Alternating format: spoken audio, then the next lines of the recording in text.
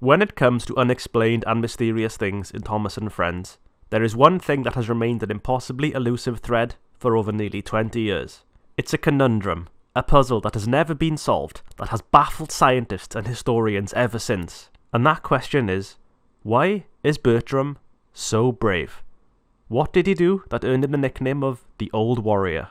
I have narrowed it down to a few potential explanations that could clue us into why. It's something that has stuck with me ever since I saw Series 5, because we get this engine that we've never seen before. We're told he's brave for some reason, and then we never see him again. Why is that? What did he do? What is his past? Let's get this one out of the way first. The Mid-Sodo Railway that Peter Sam and Sir Handel worked on closed down long ago, and the two of them found work elsewhere. The old railway they worked on was closed down and left abandoned. There must have been more engines working on the old railway than just the ones we know about, those being Stuart, Falcon, Duke and Smudger, and Bertram could have very well been one of them. After the railway was closed, Bertram could have been transferred here to this old mine, and worked until it closed down. Everyone else left and Bertram remained behind. Years have passed since he was a useful working engine, but he still stays here, left alone. Maybe his bravery is due to having remained here for so long, hanging on to his sanity without going crazy. Or he did something really brave whilst working here, like working past his limits or saving somebody's life. According to Duke, Smudger was someone who worked with him on the railway that wasn't exactly the most reliable engine about. Due to his repeated mishaps and basic lack of giving a toss, Smudger was bricked up and turned into a stationary generator behind their sheds, where he's still here today. I mean, he was here today years ago. It isn't... Wow, that hurt my brain. That was years ago, and the railway where Smudger was situated has long been since closed down. We don't really know what happened to him.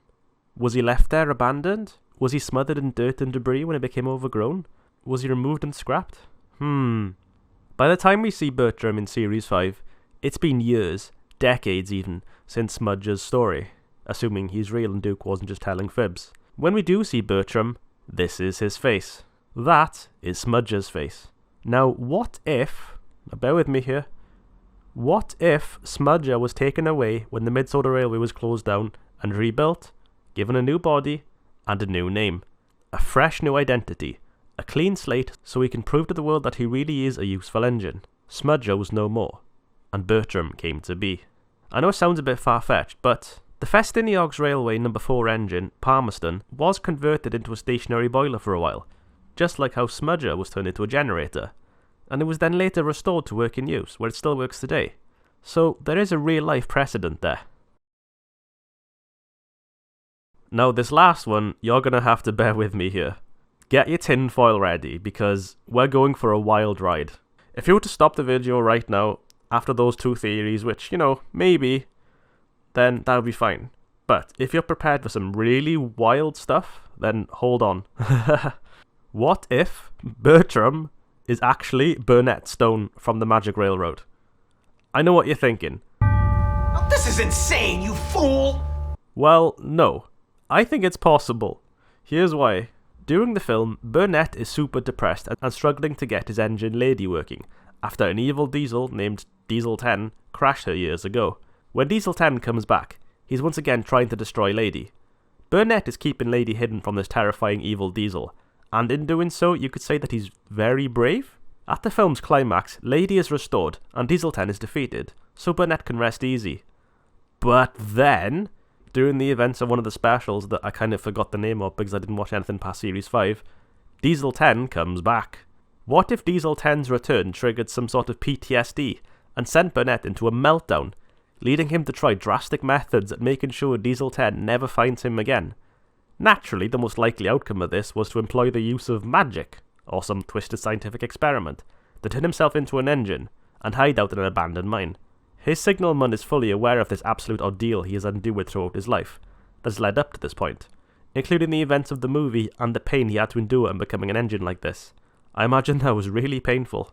They say he's brave because he really has been through so much. If you're not already convinced, I have some more compelling evidence that links these together, and may make you consider it. If you take the name Burnett, move the U over there, bring the E over there, get rid of the N, bring the T, add another R, remove the second T, and add an M, you get Bertram, which is how the engine's name is spelt on the Urtel toy. I think this misspelling may have been an intentional Easter egg, and the marketing team was fully aware of this. In the film, Burnett Stone wears a brown jacket. What colour is Bertram's coat of paint? Brown.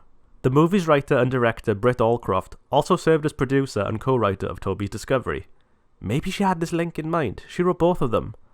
Let's just ignore the fact that she pretty much did this for like a lot of other episodes as well. That doesn't really matter. The concept art of Series 5 revealed that this mine where Bertram works is a lead mine. Lead is a natural resource that comes from the earth. You know what else is a natural resource mined from the earth? Stone. What's that name right there? He's got a point. We've already seen that the release order of Thomas and Friends is not necessarily the chronological order, as proven by episodes like Percy Takes the Plunge, referencing the events of Percy's Promise, which wouldn't end until the next series. So there's no reason to be certain that Toby's Discovery took place before Magic Railroad, because remember, the film came out after Series 5. But for all we know, this could be years later after the film, like in the future. So there we have my potential theories on why Bertram is considered so brave. In case it wasn't obvious, most of these aren't really that serious, and probably shouldn't be entertained as plausible. If you really want to, you can. I mean, yeah, why not? Hashtag Bertram is Burnett. But you never know. The island of Sodo is a really strange place. I mean, this is somewhere where we have sentient boulders and people building railway tracks that lead straight into buildings, so why not? Thank you for watching.